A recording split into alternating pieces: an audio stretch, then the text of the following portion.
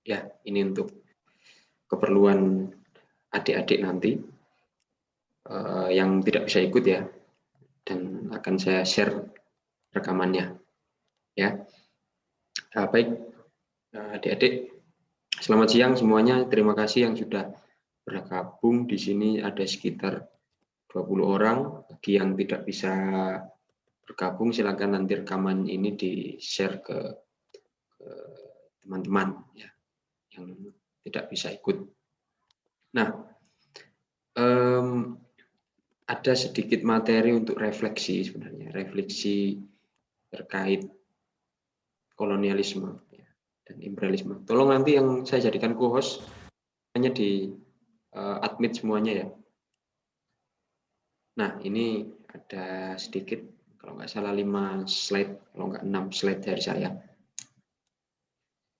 Karena yang terakhir kemarin kita sudah memasuki Indonesia, memasuki pembahasan tentang Indonesia, jadi kita melakukan refleksi saja ya, terkait bagaimana 150 tahun itu kolonialisme yang terjadi di Indonesia. Ini sebenarnya membahas ini adalah hal yang rumit karena banyak pendapat bahwasanya Indonesia ini dijajah, dikolonialisasi oleh orang-orang barat itu sudah 350 tahun, tapi saya berkeyakinan itu masih 150 tahun, yaitu sejak 1800-an ya. Nah, apakah sampai sekarang? Nah, itu nanti akan kita bahas. Nah, foto di samping kanan adik-adik di layar itu adalah foto Bank Indonesia. Dulu namanya The Javase Bank. Kalau adik-adik KKL ke Jakarta, ke Kota Tua, itu mampir ke Kota Tua, dan bank ini dekat dengan Museum Fathahillah, yaitu markas VOC di tahun 1600-an. The Javase Bank. Sayangnya adik-adik terkendala pandemi dan tidak bisa KKL kan ya, itu ya cerita kalian semua. Nah, kenapa saya memaparkan atau menunjukkan foto bank di sini, karena kalau kita melakukan refleksi dan penafsiran secara lebih mendalam, memang yang paling utama dari proses kolonialisme di Asia ya, atau khususnya di Indonesia, itu adalah soal cuan, soal untung, atau soal duit, dan lebih besarnya lagi soal ekonomi negara induk. Makanya kita arahkan ke sana perspektifnya. Nah, dalam praktik kolonialisme di Asia, khususnya di Indonesia, ini memang hampir terjadi di seluruh negara-negara kawasan Asia. Asia Timur, Asia Barat, Asia Selatan, Asia Tengah, Asia mana lagi ya? Asia Tenggara, termasuk Indonesia. Nah, ini hampir terjadi di semua negara-negara, karena mereka menganggap kita sebagai negara yang belum beradab atau tidak berkembang ya. Dan munculnya revolusi industri di Britania tahun 1760-an ini membawa dampak yang besar sekali ya bagi ekspansi kolonial ya di Asia ya, khususnya di Indonesia. Apa yang mereka cari ya? Awalnya mereka mencari rempah-rempah, kemudian mencari kayu, kemudian mereka mulai menanam tanaman-tanaman ekspor atau komoditi dagang di Asia ya. Tapi intinya yaitu mereka adalah mencari atau mengembangkan raw material atau material utama atau material mentah ya, bahan mentah untuk proses industrialisasi ya, karena sudah berkembang di daratan Eropa, Britania Raya dan beberapa daerah kerajaan-kerajaan di sekitarnya. Awalnya memang monopoli, namun dari monopoli dagang ini mengakibatkan ketergantungan, dan ketergantungan itu berujung pada kelengahan dan adu domba. Adu domba yang dilakukan oleh orang-orang Eropa ini terhadap dulu belum ada negara Indonesia, tapi adu domba ini dilakukan kepada negara-negara lokal atau kerajaan-kerajaan lokal, khususnya di Indonesia. Nah, hasilnya ketika ada adu domba ini otomatis akan terpecah belah suku bangsa yang ada di Nusantara. Dan terakhir, ketika sudah saling pecah belah, mau tidak mau, negara kolonial ini sudah berdiri tegak dan akhirnya 1800-an muncullah negara Hindia Belanda yang sebelumnya hanya kongsi dagang, yang tugasnya untuk berdagang, monopoli, dan kemudian melakukan negosiasi dan adu domba terhadap raja-raja lokal, dan akhirnya berdirilah negara kolonial Hindia Belanda. Kemudian setelah pendirian negara kolonial itu, sebenarnya ekspansi ekonomi seperti yang kita diskusikan pada awal tadi ya, dan memang perspektif kita ini perkuliahan hari ini kita giring ke sana, masalah ekonomi, masalah cuan. Oleh karena itu alam Nusantara dan segala isinya yang ada di Nusantara ini ya, ini menjadi faktor yang sangat dominan untuk dieksploitasi dan untuk diperdagangkan. Alam yang sangat asri, flora, fauna yang sangat beragam. Kemudian di Nusantara juga banyak sekali pangan, ya, komoditi dagang yang sudah ajeg, budaya kita yang sudah kaya, dan manusia kita dengan segala kearifannya. Ini semuanya itu berhasil dalam tanda kutip diberadabkan oleh orang-orang kolonial, dan ketika sudah diberadabkan itu akan mudah untuk dikuasai dalam sebuah negara, yaitu negara Hindia Belanda. Nah, ini semua demi siapa? Nah, kalau kita melakukan refleksi, kalau kita melakukan perenungan-perenungan ya, kita berangan-angan akan muncul pertanyaan, kira-kira demi siapa sih semua itu? Ada rel kereta api, ada pabrik gula, industri gula, ada perkebunan, ada sekolah ya dalam bidang pendidikan, ada agama, penyebaran agama, ada apa namanya, lembaga keagamaan, lembaga penelitian, kayak gitu-gitu kan. Nah, itu semua demi siapa? Nah, ini semua kembali ke negeri induk ya. Negeri induk kolonial. Dalam hal ini kalau di Indonesia ada Belanda, kalau di Malaysia, Singapura ini Inggris, India ada Inggris, kemudian apa namanya, ada Portugis di daerah Indonesia bagian timur, kemudian apa namanya, Prancis, Spanyol di Filipina, seperti yang pernah kita bahas sebelumnya, ya.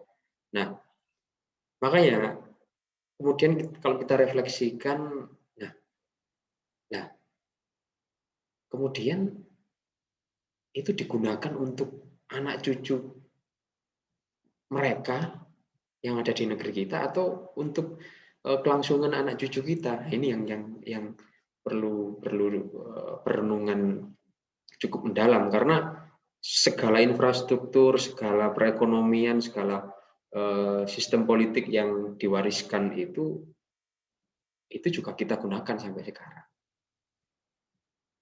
Nah, kemudian bagaimana kondisi saat ini di Indonesia pasca merdeka? Kita berbicara tentang Indonesia dulu. Adik-adik negeri kita itu sudah merdeka. Namun ada pihak tertentu yang berusaha memonopoli, bahkan dalam tanda kutip itu menjajah bangsa kita sendiri. Dan jika kita renungkan dalam-dalam hingga saat ini, sekarang itu musuhnya itu bukan orang lain. Maksudnya orang lain bukan orang Belanda, orang Spanyol, Portugis, orang Perancis, bukan. Tapi saudara kita sendiri. Ya, kenapa musuhnya adalah saudara kita sendiri? Karena sekarang yang menguasai adalah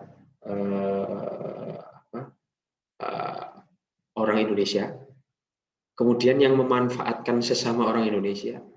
Jadi ada oknum-oknum di puncak kekuasaan itu yang sengaja memang memanfaatkan orang-orang kecil, orang-orang tingkat ekonomi bawah untuk memenuhi monopoli dagang mereka atau mungkin untuk memenuhi ekspansi cuan mereka, karena zaman sekarang ini di Indonesia khususnya sangat sedikit keadilan dan yang penting itu banyak cuan, banyak untung gitu ya. Nah, lalu dengan kondisi demikian ya, kondisi demikian ini seperti apa? Banyak sekali ketidakadilan ya. Pokoknya ada orang yang ingin melindungi hutannya di Kalimantan malah di penjara, ditangkap polisi dan lain-lain. Orang ingin melindungi apa namanya bahan pangannya, bertani, orang ingin apa namanya mengembangkan pertanian di daerah Kendeng itu ada kan perempuan-perempuan Kendeng itu yang demo agar tidak dibangun industri semen atau pabrik semen itu malah ada yang ditangkap, ada yang dipenjara, ada perilaku-perilaku kekerasan dari negara kita. Nah, lalu apa kita sudah benar-benar merdeka? Pertanyaan seperti itu. Ya mungkin iya bagi kalian, ya, bagi kalian dan juga bagi orang-orang orang-orang yang lain yang sudah mapan, yang berada di puncak kekuasaan atau oknum-oknum, mungkin ya. Tapi tidak bagi orang-orang yang dalam tanda kutip dikerjai tadi. Kita seakan-akan dijajah oleh orang kita sendiri, dan orang yang punya banyak uang mulai menjajah, mengekspansi dan juga menjajah orang-orang kaum-kaum bawah ya, kaum buruh, kaum petani dan lain-lain. Dan ini sebagai refleksi saja untuk biar kita kritis ya. Nah, itu saja sebenarnya sedikit yang bisa saya sampaikan sebagai refleksi.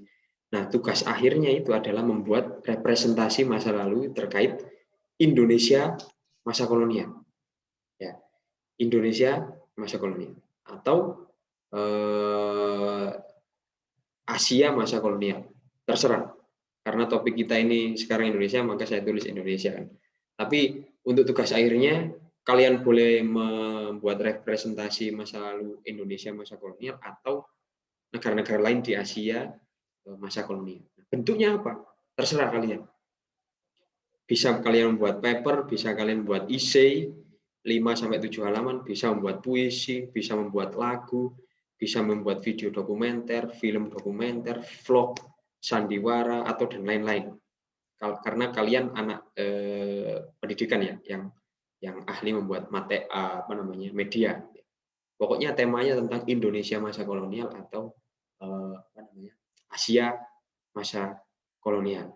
Bentuknya terserah. Dan ini bisa dilakukan berkelompok maksimal 4 orang. Berkelompok maksimal 4 orang. Jadi kalau ada yang berkelompok 3 orang boleh, ada yang berkelompok 2 orang boleh, ada yang sendiri juga boleh. Kalau kepingin sendiri. Sendiri juga boleh. Misalnya kepingin buat essay Mas, atau kepingin buat puisi Mas, saya sendiri. Buat saja pakai tugas. Jadi puisinya harus benar-benar merepresentasikan bahwasanya masa lalu kolonialisme di Indonesia atau di negara lain di Asia itu seperti ini. Boleh. Membuat lagu, silakan membuat lagu sendiri, atau mungkin membuat lagu terus gitar temannya main gitar 2 orang misalnya. Boleh bekerja sama seperti itu. Kedua, saya harap tugas ini tidak memberatkan kalian, karena tugas kalian di semester 6 ini sangat banyak sekali dan sudah mulai banyak yang stres ya mungkin kalian ya. Sudah mulai banyak yang gila memikirkan tugas, makanya saya buat tugasnya ya terserah kalian kayak gitu ya. Yang penting seperti ini adik-adik.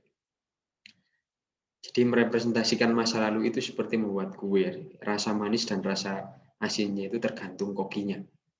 Demikian juga sejarah, baik buruknya, benar salahnya itu tergantung sejarawan yang menulis, tergantung kalian yang merepresentasikannya. Kalau ingin membuat tulisan ya tergantung yang nulis. Kalau ingin membuat video ya tergantung yang videografernya yang membuat video dokumenter. Kalau ingin membuat sandiwara atau mungkin pementasan, seni pertunjukan, tergantung yang sutradaranya. Seperti apa. Terserah kalian tugasnya. Ini tugasnya dikumpulkan dikumpulkan pas pertemuan ke-16. Jadi 2 minggu terakhir ini kalian fokus saja untuk mengerjakan tugas ya. Silakan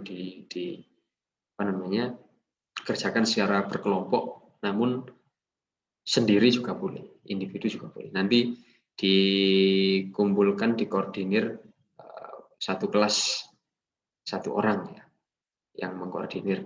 Nanti filenya ditulis saja. Itu tugasnya siapa, misalnya tugasnya Rena sama Silvi Husna misalnya, 2 orang kepingin buat puisi gitu ya, puisi. Jadi nanti dikumpulkan dalam bentuk puisi, file boleh, atau mungkin puisi yang dibaca kemudian divideokan juga boleh. 2 orang, misalnya seperti itu. Ya, baik. Ada pertanyaan? Silakan. Ada, Pak. Ya, silakan. Pak, kalau semuanya kan ini merepresentasikan kolonial yang ada di Indonesia. Berarti kan kalau hanya mengambil salah satu tema, contohnya mengambil peninggalan jalur kereta api seperti itu dijadikan sebuah vlog atau video, itu bisa ya Pak? Terima kasih. Bisa Mbak Agustin. Buat vlog itu nggak ngerti ya. Vlog itu sendiri atau berapa orang ya? Saya nggak ngerti. Tapi boleh. Ini sebagai refleksi saja bahwasanya warisan kolonial itu masih ada di daerah kalian masing-masing kayak gitu. Atau mungkin ada yang kepingin bahas di Asia, di negara-negara Asia, kemudian membuat video dengan mengambil beberapa sumber video dari YouTube, boleh, asalkan disebutkan sumbernya, ya, kayak gitu. Boleh. Ada lagi yang lain? Ya, izin bertanya, Pak. Ya, silakan Mas Jaki ya. Ya, terkait pembuatan karya itu, misal seumpamanya satu orang membuat 2 karya, boleh tidak, Pak? Misal kan satu orang membuat 2 karya. Oh ya boleh Mas, malah nilainya tinggi nanti. tapi saya tidak ini loh ya, saya tidak menyarankan kalian untuk membuat 2 loh ya. Kalian membuat 1 saja nggak apa-apa, itu pun berkelompok juga nggak apa-apa. Ya. Ya. Silakan, yang lain. Ini untuk disampaikan juga kepada teman-teman yang nggak ikut nanti ya. Tanya Pak. Ya silakan. Ini kan kelas ini kan gabungan offering A, B, C. Itu kalau semisal ada yang kelompoknya lintas kelas, itu nanti pengumpulannya kan katanya dikoordinir setiap kelas itu 1 orang. Apa maksudnya dalam satu kelas itu A, B, C itu, atau kelas A, B, dan C itu memiliki koordinator masing-masing, Pak? Oh iya ya, saya lupa ini gabung ya. 1 aja sih kalau gitu, 1 pintu saja ngumpulkannya. Ya, iya saya lupa ini 2 kelas ya. 1 pintu saja ngumpulkannya, nanti tolong dimasukkan ke dalam folder-folder, misalnya ada tugas, ada mahasiswa yang nulis tugas dalam bentuk paper. Nah itu siapa saja yang nulis dalam bentuk paper, nanti dimasukkan folder paper. Kemudian misalnya ada yang membuat lagu, masukkan dalam folder lagu. Terus ada yang membuat video vlog, dimasukkan ke dalam folder video. Nah, termasuk vlog ini juga termasuk dokumenter juga, dimasukkan dalam folder video gitu aja ya. 1 ini aja ya. Atau disuruh buat ini aja Mas. Biasanya kan di-upload di Google Drive kalau nggak salah. Itu suruh upload sendiri-sendiri juga boleh. Silakan diatur sendiri lah. Segampangnya. Saya kepingin ini tidak berat, mudah-mudahan tidak memberatkan nanti ya. Untuk durasi video atau mungkin apa namanya misalnya puisi, kepingin membuat berapa puisi, lagu kepingin membuat berapa lagu, terserah kalian wis. Saya tidak membatasi ya.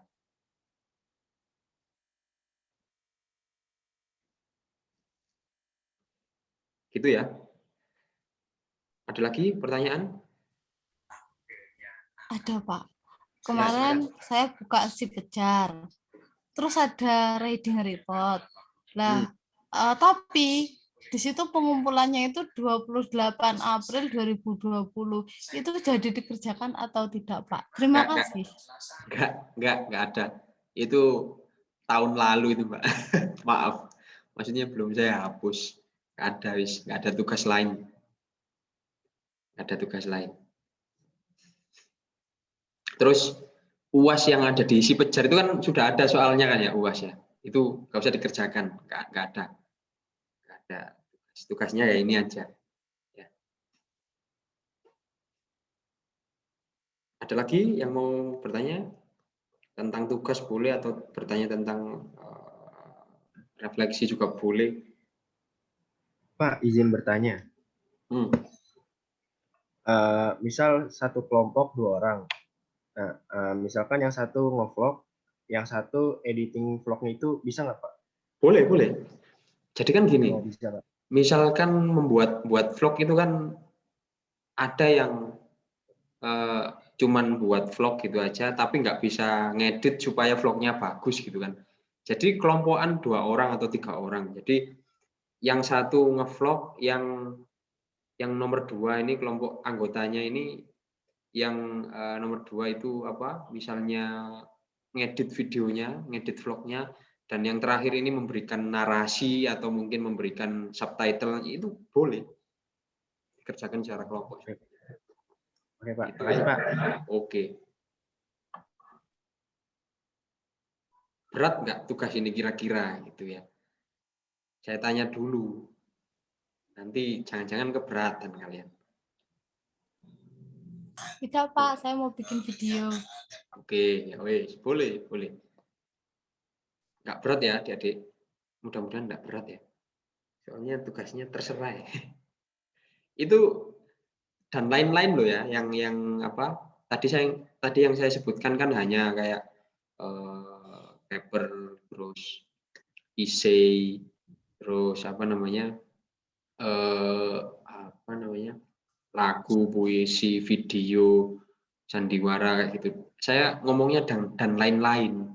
Kalau misalnya adik-adik ada ide, saya kepingin mengembangkan ini, Mas, media ini, atau mungkin merepresentasikannya dalam bentuk media apa gitu yang mirip dengan skripsi saya, boleh, nggak masalah. Ya, gitu ya. Silahkan di list nanti, didiskusikan. Anak offering A juga boleh berkelompok dengan anak offering B, dan sebaliknya boleh. Pokoknya sing penak lah wis.